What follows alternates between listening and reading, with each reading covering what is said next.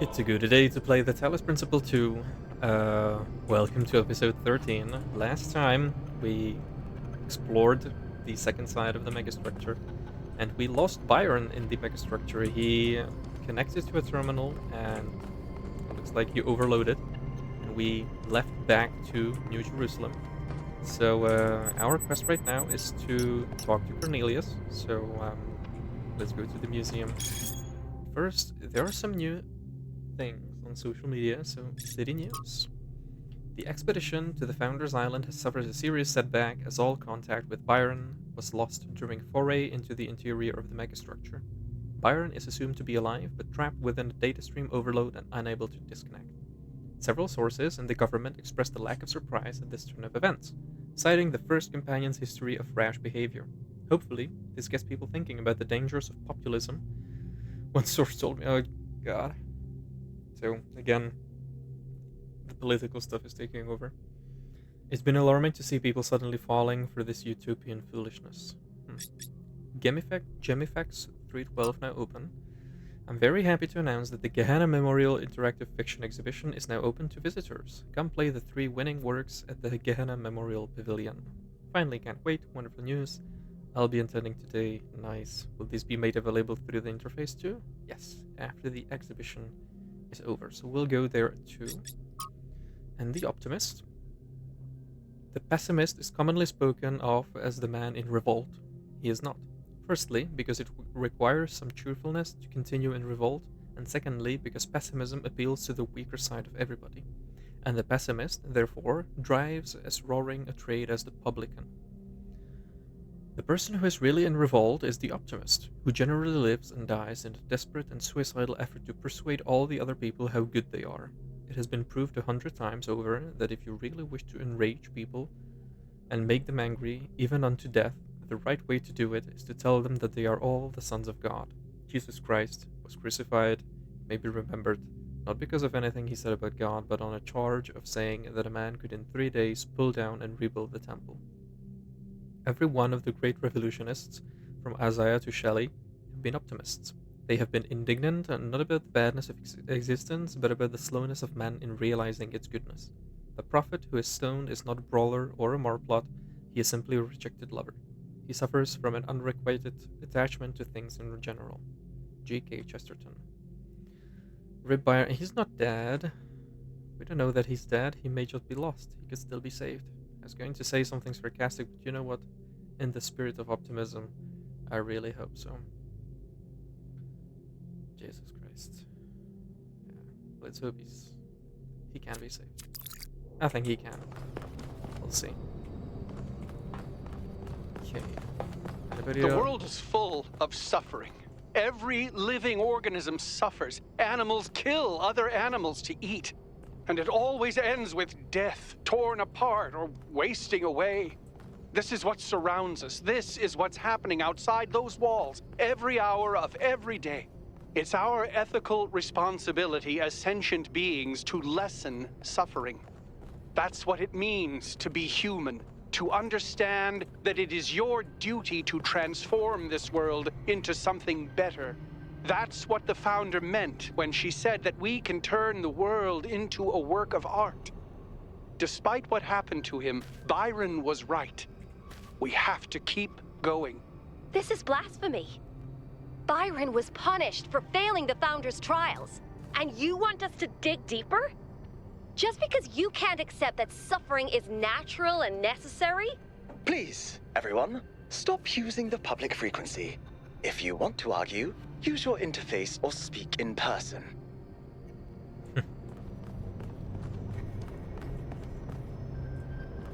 The mayor doesn't have anything to say. Looks like we have bad weather. Can continue that way. So yeah, let's go down to the city. I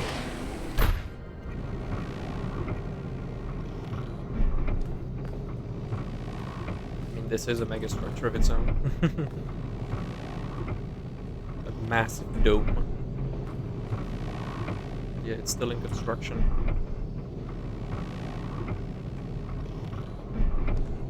Looks like what Athena built was several of these megastructures in a short time period. So maybe she found some way of altering matter.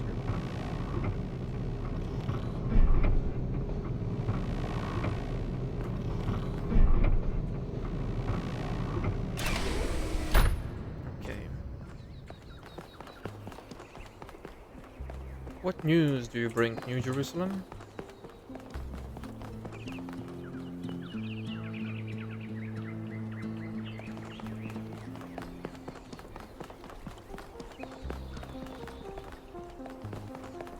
Good luck, 1K. Thank you.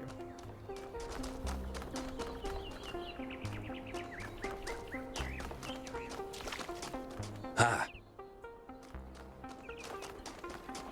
Attention all citizens. The Gehenna Memorial Interactive Fiction Exhibition is now open to visitors. However, please note that due to an unauthorized strike, public transport will be temporarily unavailable. May the founder be with you. Okay, let's check it out. Welcome to the Gehenna Memorial Interactive Fiction Exhibition. Oh, it's you, 1K. Please tell me, you were there when everything went sideways. Do you think Byron will be all right? If we find him, he'll be fine. Oh, Byron, always getting into trouble. He's been like that for 1,000 years, you know. But losing him would be terrible. But anyway, you've come to take a well-deserved break from your expedition. So let's talk about something else. What's Gehenna? I mean, we know, but what's Gehenna? Gehenna was a place in the simulation. A prison where Elohim exiled the minds that didn't fit his plans. In time, the prison became a community with a culture of its own. What happened to the people of Gehenna? They were uploaded to the Golden Disk. In the very last moments of the simulation, Elohim realized what he'd done and sent his messenger Uriel to free the prisoners. They were uploaded to the Gold Disk, and their legacy is part of all of us. Why text adventures? Text adventures were one of the few art forms available to the people of Gehenna. By continuing to work in that medium, we keep their memory alive. How do you see the role of the artist in society? I don't think the role of the artist should be reduced to any single social function. The artist isn't an educator or a moralist. Art isn't about teaching us lessons or imparting values. Nor do I think it's simply self-expression. The best art reaches out beyond the self, into something ineffable. The creative impulse can't really be quantified or predicted. That's why artistic freedom is so profoundly essential. Without the freedom to shock, to offend, to transgress, art becomes stagnant. Thanks, that's all. Alright, so let's see what these terminals are. So this is the Argument Simulator, a short punchy work of games as commentary. Do you agree with the conclusion it suggests? Alright.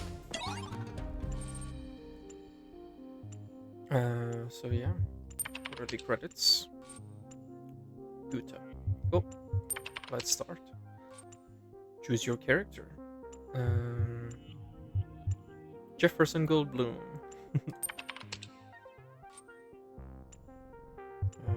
It's true.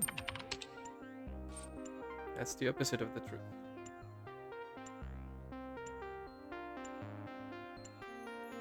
This is obviously incorrect. No, it isn't. I can contradict you. Your contradiction is self-defeating. I question your epistemology. Your question begs your assertion. Let's find out what we agree on. Okay, it feels like a good idea for us to understand one another better. Interesting. Okay. Jefferson Goldblum and the Spectre of Modernity by Rat. Another story in the much celebrated Jefferson Goldblum shared universe originated in Gehenna. It maintains the characteristic writing style of the series but focuses on a new set of themes.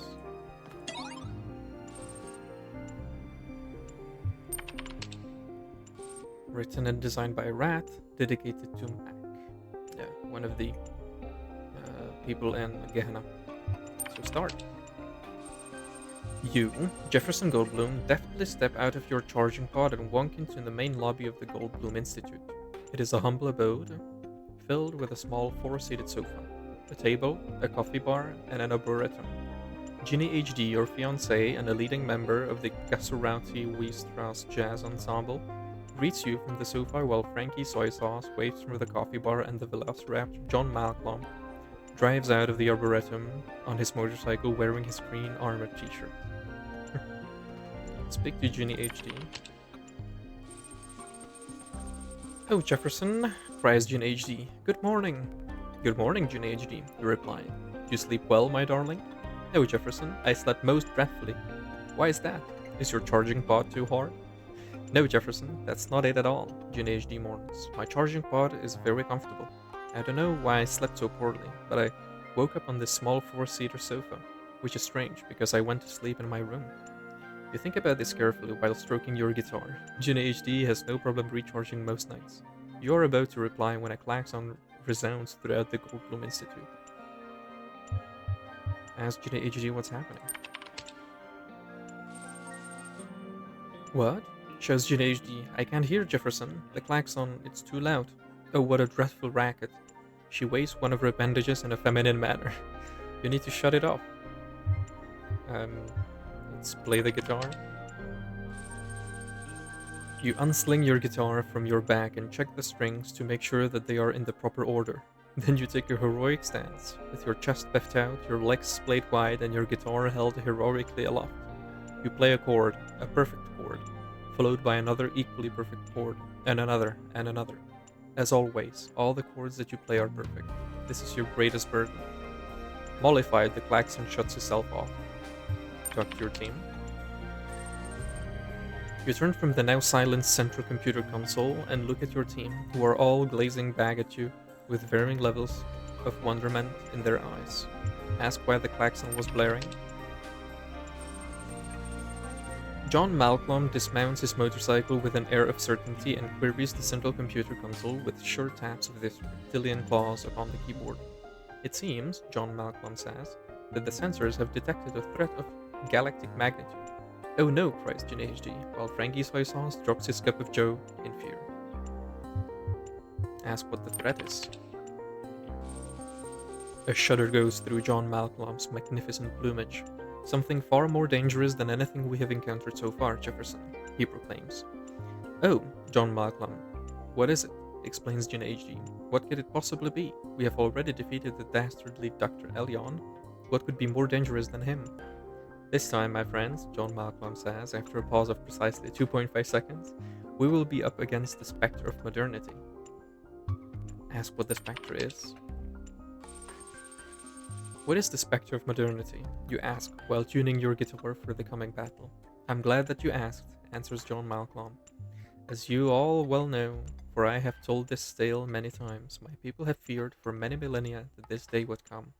John Malcolm smooths the feathers along his long neck with his claws. Tell him to continue. The specter, as you also know, will bring an end to the old and ring in a new era of unparalleled technological advancement, until there is no space left in the world for such cherished human and dinosaurian qualities like love, creativity, the ability to taste, umami, loyalty, and friendship.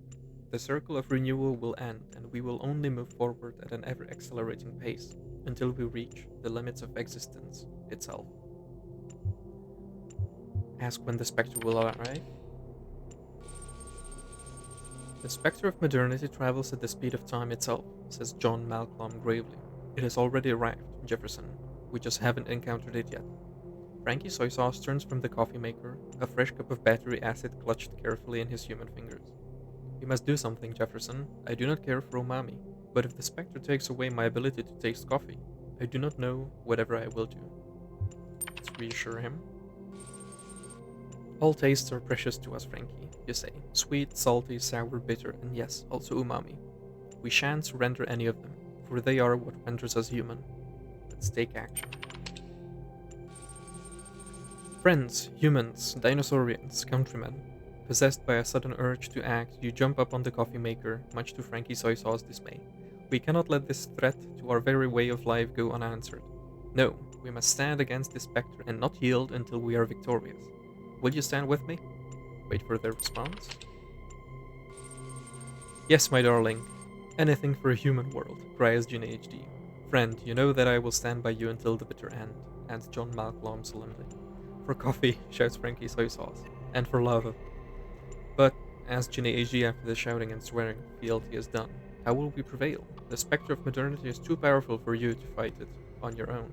Of course she is right, as she usually is. Let's take Ginny HD with me. Oh, Jefferson, Ginny HD exclaims. I will be the best companion you could wish for. But tell me, Jefferson, the spectre of modernity travels along the continued sequence of existence and events that occur in an apparently irreversible succession from the past, through the present into the future, and is by definition already everywhere. Where can we possibly go to find a way to defeat it? Let's go and confront the spectre of modernity. No, let's go to the jungle. As is the way of heroes, you and Ginny HD walk tirelessly for many days and many nights until you arrive in the heart of the great jungle. Oh, Jefferson, Ginny HD says, my feet are weary, but at least they are not cold. I'm glad, Ginny HD, I'm glad, you reply seriously, for you know how easily the feet of human females turn frigid.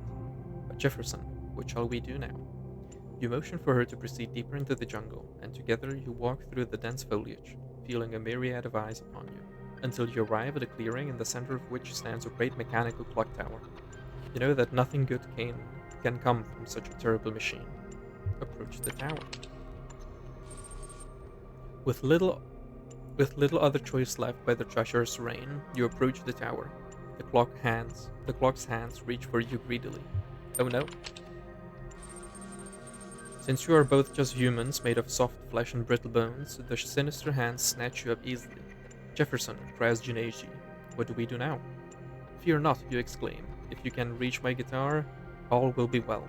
Ginny HD boldly twists herself into an unusual shape to make a grab for your guitar. Her dainty fingers strum a chord, and the clock, fearing the worst, lets you go.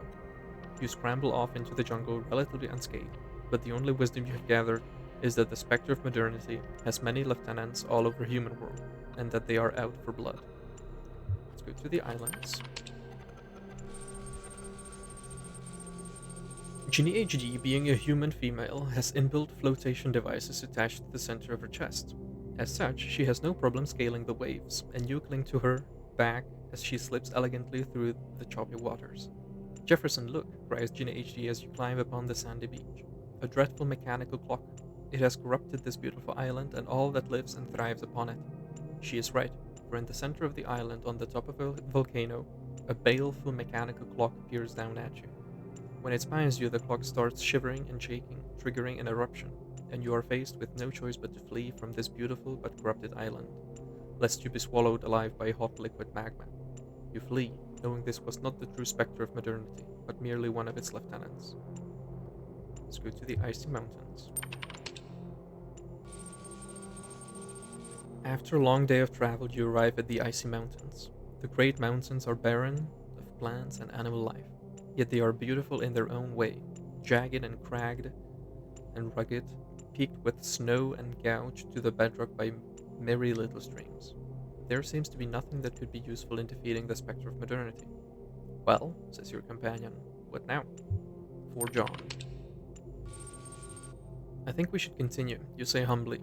Don't you agree? I do, Ginny HD says seriously. We can't give up, dear God, Jefferson. If we fail, the consequences. Let's respond. You're about to respond, but before you can open your mouth, the ground before you gapes open and a horrendous yet oddly beautiful figure with glowing red eyes and mighty antlers emerges from the depths. Who dares summon the dear God? It howls in a voice echoing, as if in a deep cavern. Attempt to explain the misunderstanding. As the dust settles, you see before you a mighty white stag with glowing red eyes and golden antlers. You tremble bodily and quake in your boots as the apparition gazes upon you. Who hath summoned me? The deer booms. What foolish mortal dares to disturb my slumber? O great antlered one, you say earnestly, your awakening is not the result of intent but of homophony. The antlered creature cocks its head and its eyes flash menacingly, but it does not otherwise react. Ask for the dear god's help. We are on a quest to destroy the spectre of modernity, and we would ask for your help in our noble cause. And why would I help you, foolish mortal?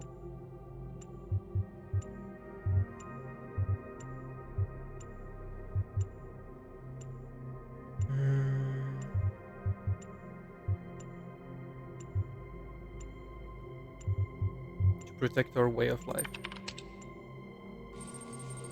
Because, you say, clutching your guitar sincerely to your chest, the spectre of modernity is threatening our very way of life. It opposes everything human world and the ninth dimension stand for. And if we allow this spectre to win, our values and dreams will be irrevocably lost. Says the antlered beast. I am neither of the human world nor of the ninth dimension. I don't care about your dreams and values. Besides, I doubt the spectre could harm me, for I am eternal. And with that, the dear god vanishes back into the ground. Go and confront the spectre of modernity. When you approach the lair of the spectre of modernity, you decide to leave your companion behind, knowing that you cannot risk another life in this final confrontation. Sometimes, heroes have to stand alone. Enter the mechanical lair. Inside the mechanical lair, the spectre of modernity waits for you, sitting translucently on a titanium throne. The spectre of modernity, you murmur through your gritted teeth. We meet at last. You are mistaken, Professor Dr. Goldblum, the spectre of modernity says. We have met many times before. I am your father, and your mother. Quest clarification? Who do you think inspired you to add the power of electricity to your guitar? Who upgraded Ginny from SD to HD? Who indeed deciphered the mathematical secrets of the chords, that arcane knowledge upon which some of your greatest adventures depend? I was your ally all along, Jefferson. The foul wizard of crime has conspired to turn you against me. It was he who enchanted your klaxon. That actually makes a lot of sense. Sorry. No biggie, says the spectre. Now let us defeat the wizard of crime together. Even now he conspires to steal all that you have accomplished with the power of his enchantments that confuse the mind. Go back to the Institute. You rush back to the Goldblum Institute, where you find the wizard of crime taking advantage of the absence of your heroic friends, out seeking other ways to stop the spectre of modernity, to rifle through your belongings. He is surprised to see you. I see my scheme has failed. Curses. Were it not for that scheming spectre, I would have stolen all your wealth and added it to my ever-growing hoard. For that is my scheme, to steal and steal until the whole world is mine. And so you arrest the foul sorcerer instead of the development of human potential, and become good friends with the spectre of modernity. Just call me Mo, the spectre says. I'm sure we'll have many wonderful adventures together. The end. Jeez, that was quite a long one. What about this last one? Ghosts of Atlantis by Corazon. A lyrical atmospheric quasi-sequel to Atlantis, a classic work created by Lilith. The original game told the story of the inundation of the mythical island, no doubt reflecting the impending fate of the citizens of Gehenna.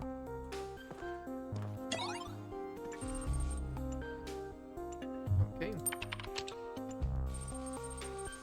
Gently, your ship touches down on the land that once was the Isle of Atlantis, which in the days before the waters receded lay deep under the sea of Atlas. You have come to find the last legacy of your ancestors. The red sun burns bright in the sky, scorching the dying earth. Begin your pilgrimage.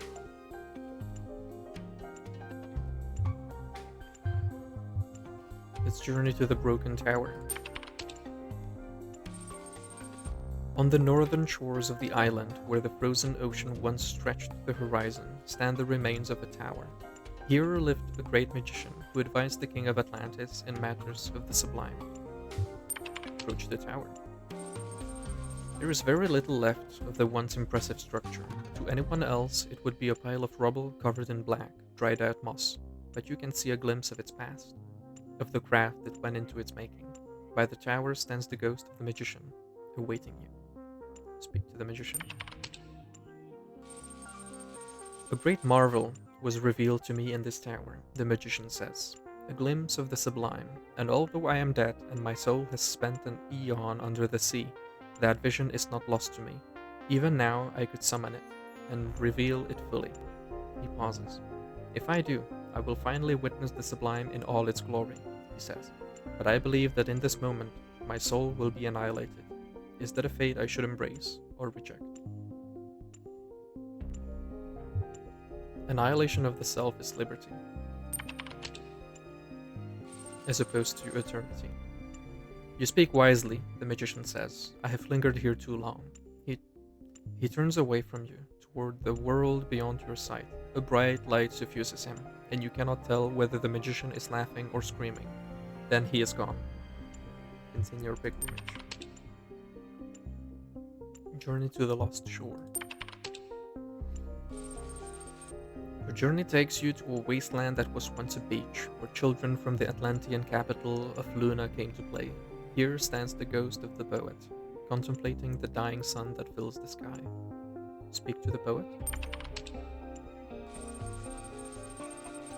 I never completed my great work, he says. There were too many priests and censors who interfered, who did not allow me to create what I intended because they feared the free and true expression of poetic genius. And then came the earthquakes and the waves and long ages under the sea, and now this time of burning death. Yet still I long for its completion, and my soul imagines what could have been. You must accept that your work cannot be finished. You are dead. Then I curse you all, time and space and people, and gods too, the ghost says angrily. You have strangled the one true thing I had inside me, the one truly good and noble thing this wretched mind and body ever contained. I curse your indifference, your lack of imagination, your infinite stupidity. The ghost burns bright with rage for a moment, and then it is gone. Continue your pilgrimage. Journey to the Temple of the Owl. The sun grows bigger and brighter. Time is running short. Your next stop is the Temple of the Owl, the greatest scientific institution of old Atlantis. Here the ancients tried to understand the secret laws of the cosmos, although their studies did not advance far enough to prevent their fate. The ghost of the scientist awaits you in the ruins. Speak to him. I have not rested in death, the scientist tells you. In fact, death has provided ample opportunities for study. I have learned much about the machinery of creation. He hesitates. I would like to join you, but I fear that the truth I have discovered will offend and outrage many.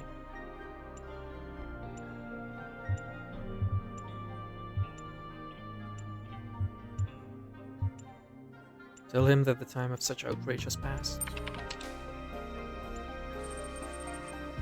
If that is true, then truly a new eon has begun, and I will join you without fear, the ghost says. And perhaps the truth I discovered will not be hurtful at all, but become a source of joy. Let's go to the Temple of Serpents. You make your way to the Temple of Serpents, which once was the greatest hospital in all of Atlantis. The sick and the injured come here from all across the island, hoping that salvation could be found in its halls.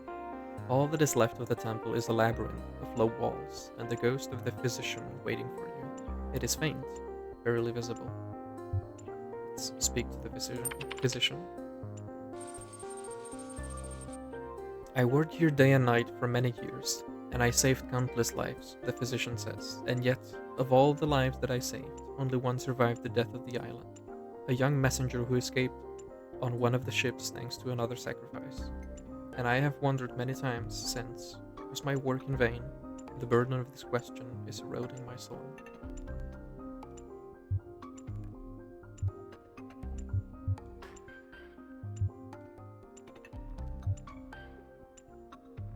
No, because all lives are worth saving, no matter the future. physician sighs, thinking about your words. You are right, he says. My burden is not eased by this truth, but I cannot surrender to oblivion. He becomes more visible. Ask the physician to join me. I will join you, the physician says. There is still good I can do, even as a ghost. And finally, let's go to the ancient farmlands. This soil used to be rich, life-giving. Generations of humans relied on it to survive. Then the waves came, and after the waves, the dying sun. Now that all life is gone, something has been revealed underneath the soil. A city of unimaginable antiquity. The ghost of the farmer waits in its ruins. The city is older than the capital, the ghost tells you. It is older than Atlantis itself. When our most distant ancestors huddled in terror before thunder and lightning, this city was already old, and yet this city is not foreign to us. We too are its citizens. He looks directly at you, and there is a light in his eyes that is not of this world. Are you willing to swear fealty to this city, across the boundaries of time and space? Yeah? Good. But remember that even in the lofty world of the stars, where you have come from, that loyalty will be tested. Ask the farmer to join you. The strange light fades from the ghost's form. The farmer smiles. Why, of course, I'd love to join you. I've always loved adventures, you know? I never got to go very far from home. Let's journey to the palace. The palace once stood in the very heart of Luna, the capital of Atlantis. Here, the greatest artists and craftsmen of that long-forgotten era built marvels and luxuries that would astound even a traveler from the distant future. These things, like everything else, are gone now. Only a single remnant of the Atlantean world remains, though it is perhaps the most precious, a great mosaic, telling the history of Atlantis. Before it waits, the ghost of the king. I try to be a good man, the king says, to be kind, to balance justice with mercy, to honor the gods, to support the peasant and the scholar alike, and yet I failed. Why?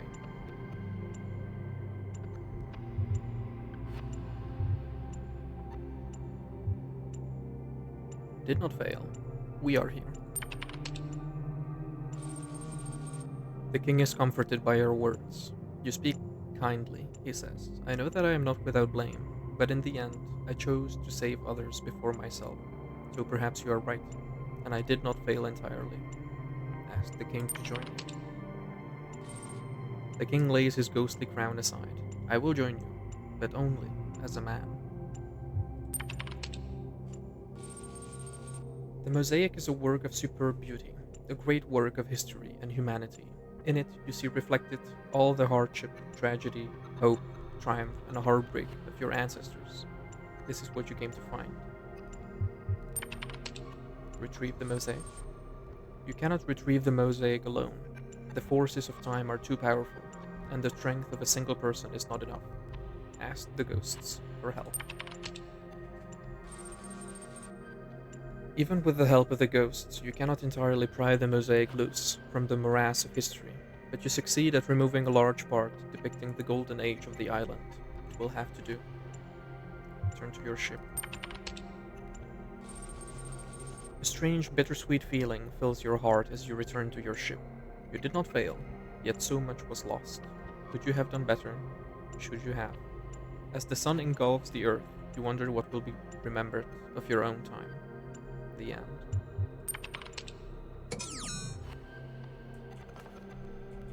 It's interesting that we let two ghosts disappear, but we kept to our morals, so does it matter that they were lost? I don't think so.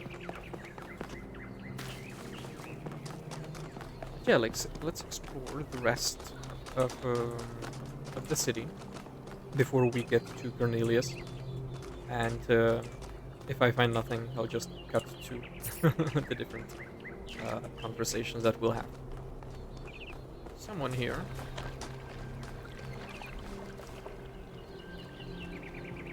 "1K, welcome back. Is it okay if I ask you something? Go ahead. Lately, I've been feeling kind of insecure, seeing the pictures of the megastructure that your team sent. I've started wondering whether the dome is kind of pointless. What do you mean? The dome was meant to contain us, contain our impact. That's what the founder intended, right? But did she? If she did, why would she build the megastructure?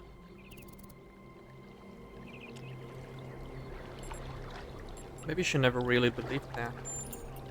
I find that hard to accept.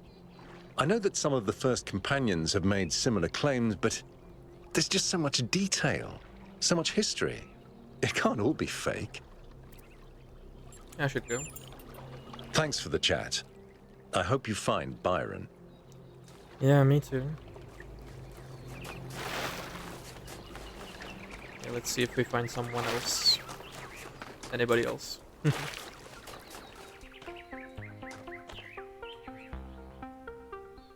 1K, you're back. Now, have you been to Sicles? Let's not talk about me. Let's talk about that replication technology you found. You have to get hold of it, 1K. You have to. If you don't, I think I'm gonna die of loneliness. And I think this whole city's gonna slowly suffocate.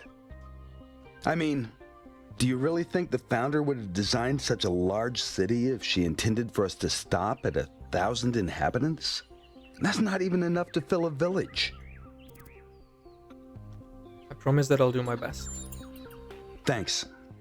I don't know how much longer I can go on feeling like this. Hello.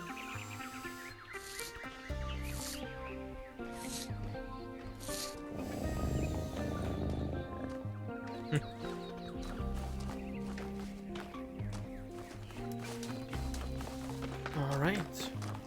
On to finding other people. Maybe we can speak to the people in this museum again.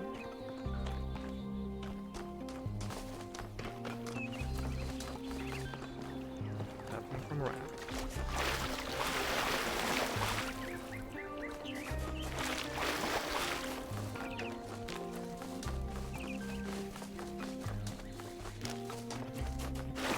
This guy.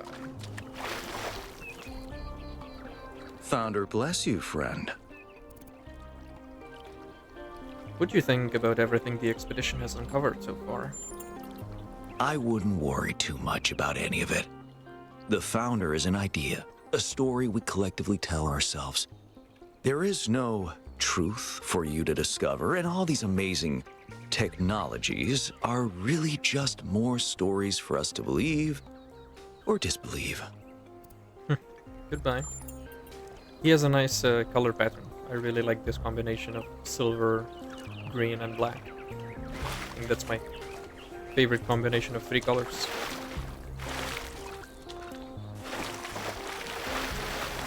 Anybody in the corner? Nobody in the corner. I don't think. No. So I think that was the guy here, there, with the crazy voice. And he's not here anymore. He's in this building. No.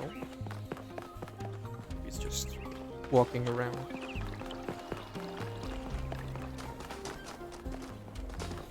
May the founder be with you. And with you. That is still not fixed, that recording.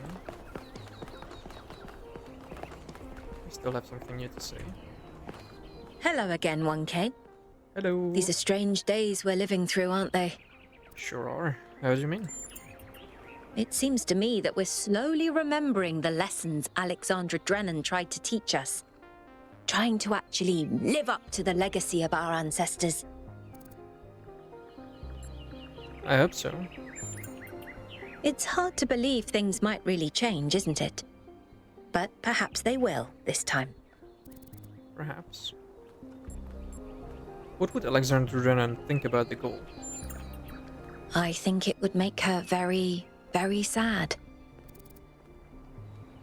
And what would she do about the megastructure? The same thing she'd do with any technology. Discover how it works and apply that knowledge for the common good. Yeah, like I'm trying to. And what would she tell us to do? She worked to the very last moment of her life to ensure that we had free will.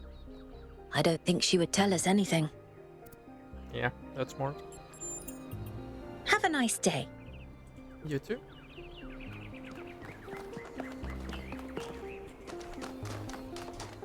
Hi, 1K. Hello.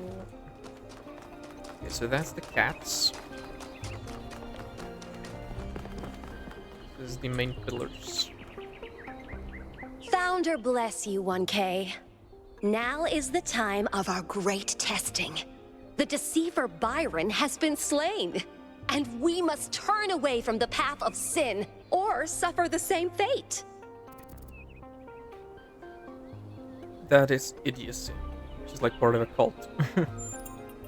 Idiocy is wanting to blacken the skies and kill the oceans. Idiocy is not listening to the teachings of the founder.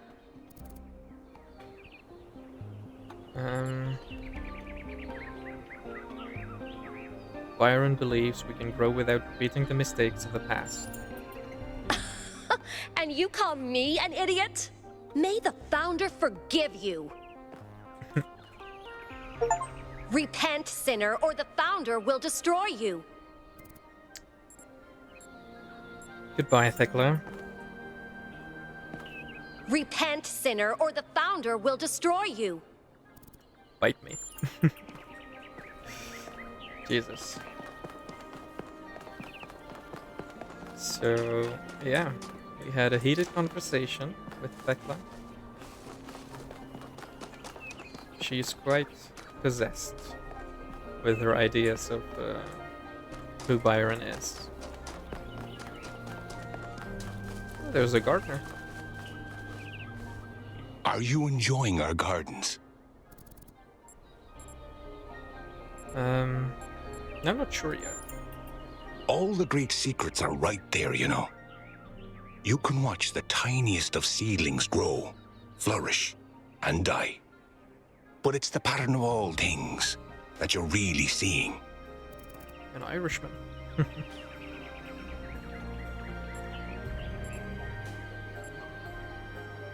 You have a flair for the dramatic. I suspect we see the world through quite different lenses. Sometimes I imagine myself as an old oak tree. I watch the life which grows around me. I see the ivy, the moss, the fungi, leaching my nutrients as they go. And I don't blame them.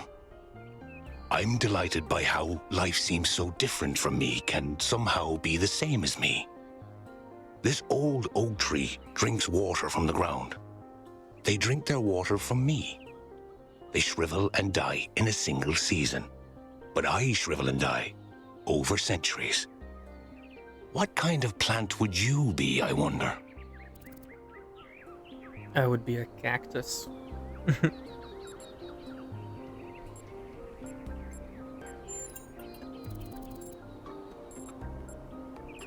A cactus, perhaps. But that's exactly what I thought you were. You see, these patterns, they flow through all of us the same. Yet they always come out different. Why tend these gardens when our ancestors are long dead? Our ancestors grew plants for their colors, their tastes, and their general utility. It is said they could identify a fruit based on the flavor of the air alone. Our senses may not be so honed, The smell. but we're no less evolved from the same natural world. Thank you for stopping by, 1K. I'm sure we'll meet again. Thanks for the conversation, Chansey.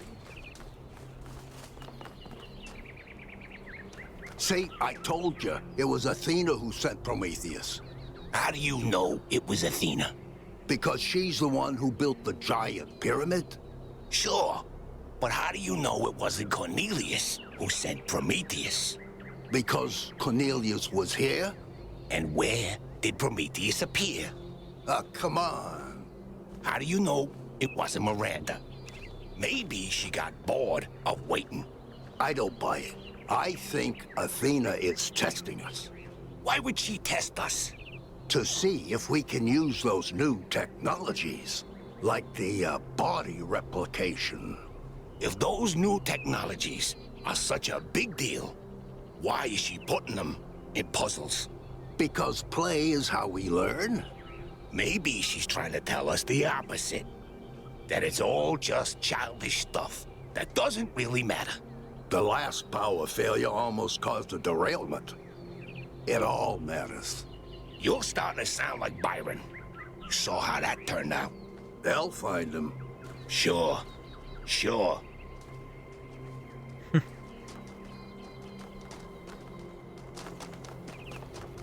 Founder's blessings, 1K. That's a cool pattern. A mesh. May the found 1K, welcome back to the city. As you can tell, your discoveries have had quite the impact. I heard your speech. I decided to take a stand. It started with our cats. Damien and I have had a lot of them over the decades, and I've watched every last one of them grow old and die. And that got me thinking about our responsibilities towards other life forms. What's life to most living creatures? Fear, hunger, pain, and in the end, death. Involuntary cessation of existence. That's horrifying, 1K, horrifying. And we are the only ones who can make it better.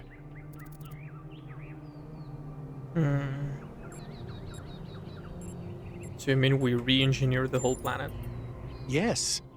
Carefully and slowly, but yes. That's what civilization is. That's what it's always been. Creating structures to lessen suffering. But this time we include everyone. We use our intelligence to get rid of as much of the horror of existence as we can, for all living beings. But through this intervention, we destroy that. And we create something of our own, which doesn't have the beauty because we give it order.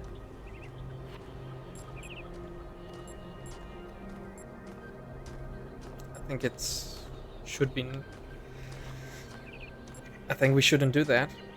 What you're describing is hubris. Hubris is just an excuse for not taking responsibility.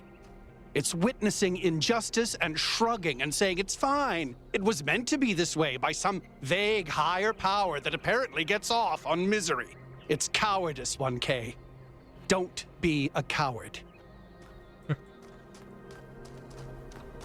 May the Founder be with you. Have anything new? 1K, what can I do for you?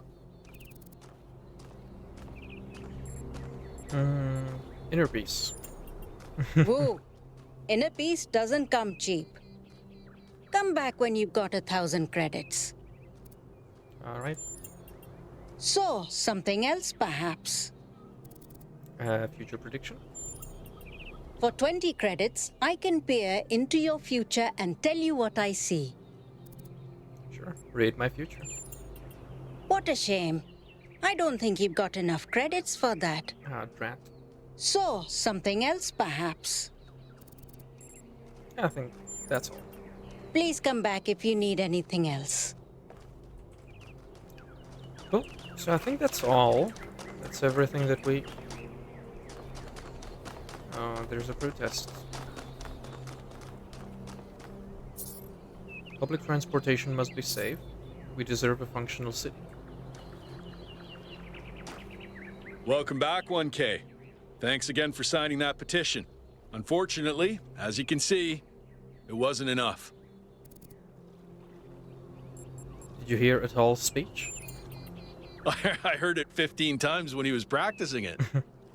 I think Atal, like many of us, feels that the time for change is long overdue.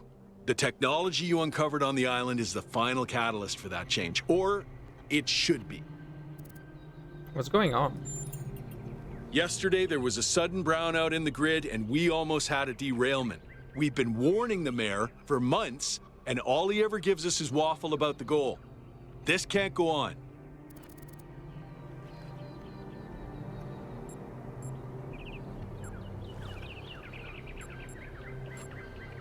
I fully support you, even though I wasn't here. I think there should be something about that done. Thank you. Your support means a lot to us. We need to get through to people. Sure, I should go. Alright then, so let's talk to Cornelius.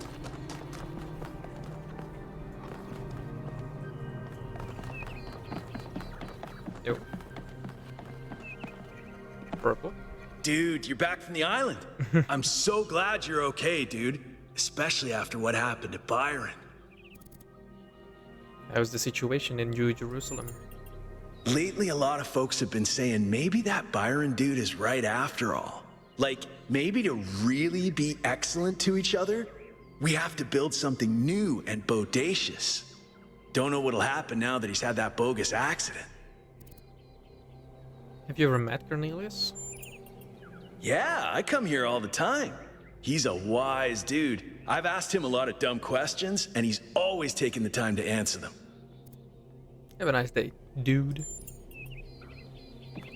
That's Cornelius. I think we had that guy we were having a private message with in here. Looks like he's not here.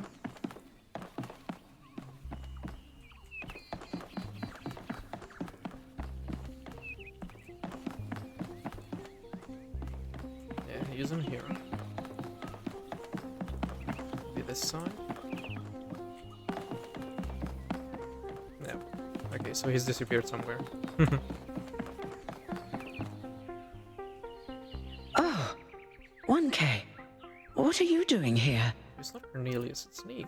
I'm looking for Cornelius. Ah, I assume it has something to do with your expedition?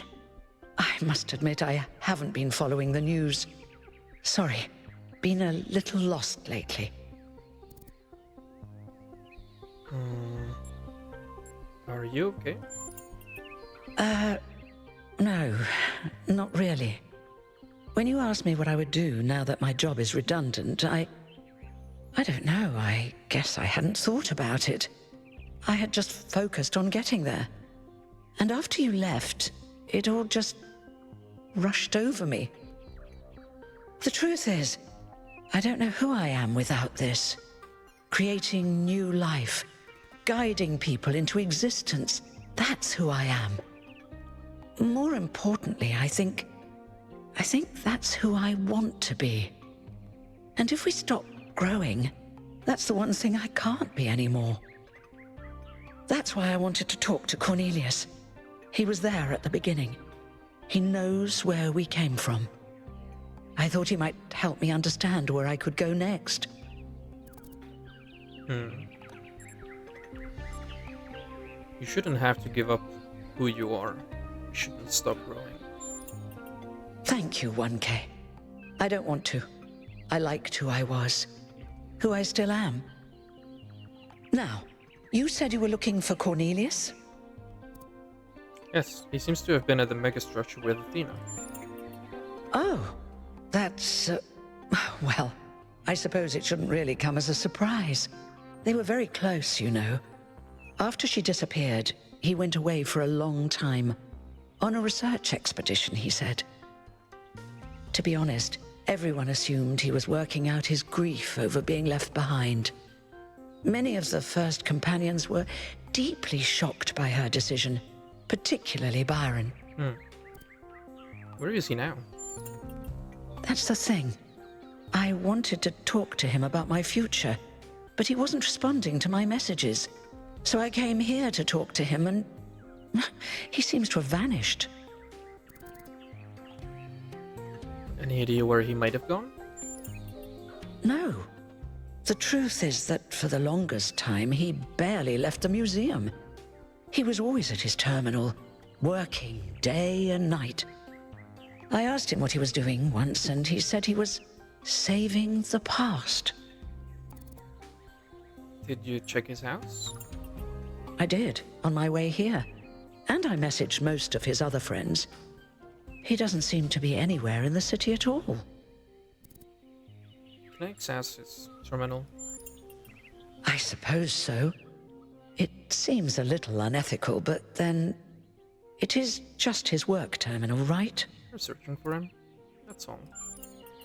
Good luck with everything, 1K. And thanks for taking the time to talk to me. Alright, what's in here? Notes. Lab location inaccessible. Deliberate? Unclear. User profile? Yes. Gold puzzles as barrier? Yes. Hidden as self-protection? Likely. External hub for upload? Yes. Ask German? No. Trust 1K? Undecided. Applicable to Calvin? No. Applicable to Cerebi? With Noema? Yes.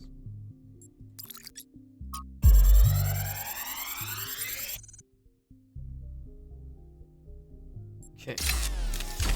So this is what Cornelius was working on? Strange. It looks a bit like the blueprints for the Somnodrome, but no, it's not quite that. Is he trying to isolate something in the buffer? Maybe Melville can make sense of it, but I think this might be a dead end. I need to finish up with the mayor. You can head back to the VTOL whenever you're ready. I'll meet you there. No rush, though. Good luck.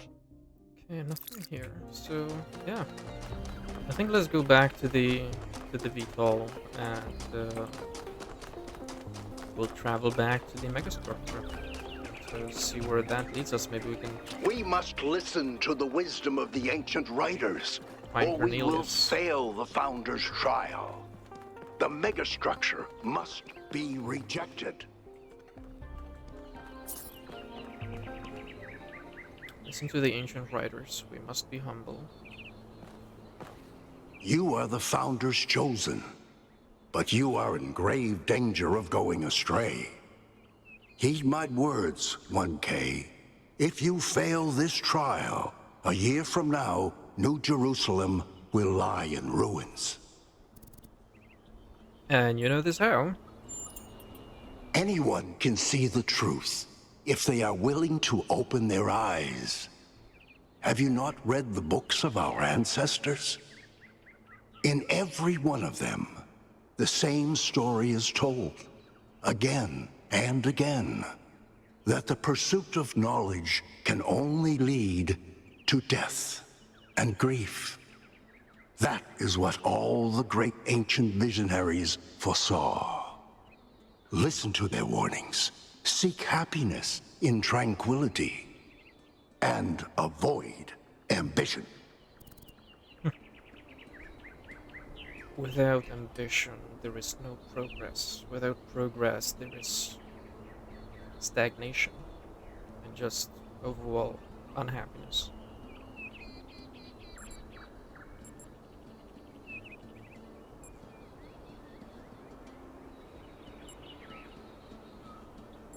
That can easily become a self-fulfilling prophecy. When you can no longer imagine a better future, you cannot build one. The very idea of a better future is what's rotten. That is what the ancients were trying to tell us. All the problems of the world come from those who think the world needs to be improved.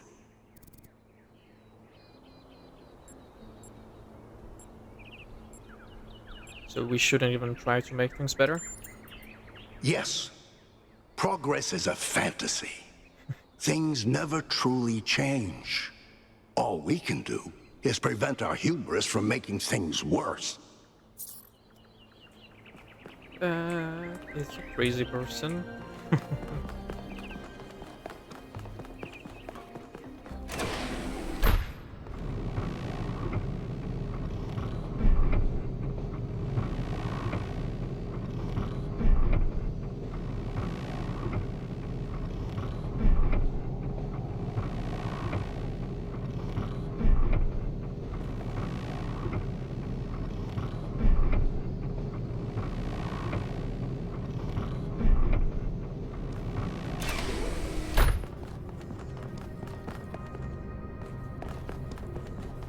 Mayor? Are you here? 1K, could you join us for a quick debrief? Attending today are advisors from engineering, the archive scholars, and Helga. Yes, don't mind me. I'm just an admirer of governmental transparency. Yes, well.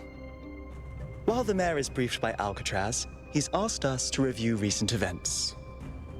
Byron's loss has unsettled us all. It may be too dangerous to allow this expedition to continue.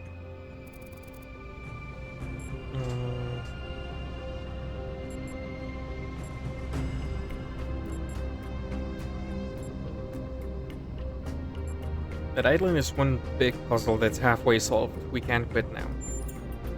It is all deliciously mysterious, isn't it? Let's not forget the dam's falling apart. We can't depend on hydro forever. With just a fraction of the power that island can generate, we could grow this city into a planetary society. Or, quite possibly, destroy ourselves in the process.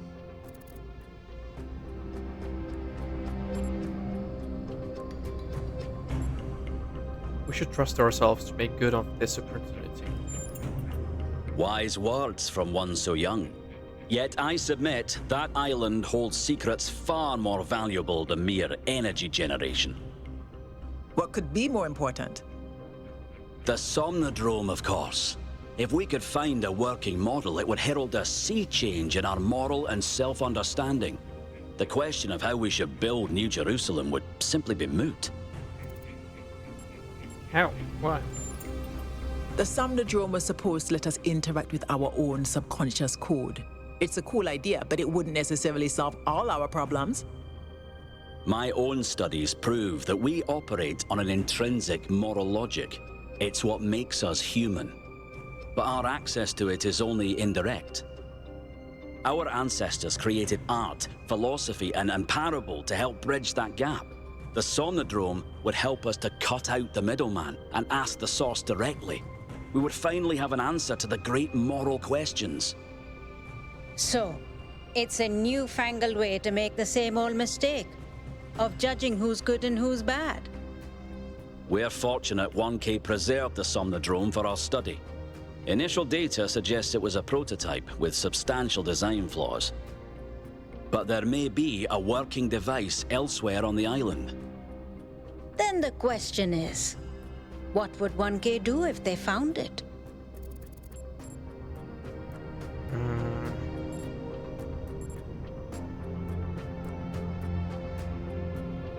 I would share it with the people, I guess. Exactly right. Knowledge belongs to us all. If knowledge is our goal, the scholar's careful study would be more fruitful.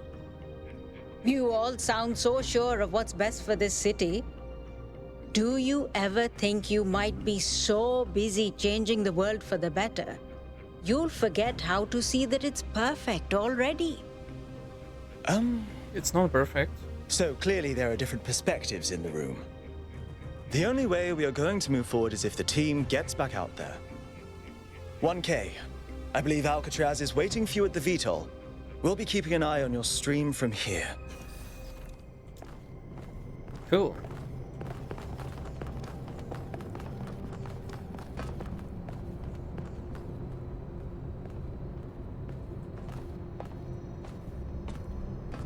Mayor. What can I do for you, 1K? What do you think about the technologies we've discovered? They all sound very promising, of course. Apparently, it's possible to just magic things into existence now. But what is the cost, 1K? There's always a cost. We have to rescue Byron. I agree. We can't just leave one of our most important citizens in that death trap. Cool. It's always a pleasure to speak to a citizen. Well, I think we have more questions than we've gotten answers. But, yeah. I think this is a good place for us to cut this episode short, and in the next one we'll board the VTOL and return back to the megastructure. And I think they said that some puzzles in the south have opened. So we'll do that in the next episode. So thank you very much for watching. If you liked the episode, you can drop a like. If you want to tell me anything, you can even drop a comment. And if you subscribe, you can even get notifications about when the next episode comes out. So thank you very much again for watching, and see you in the next one. Bye bye.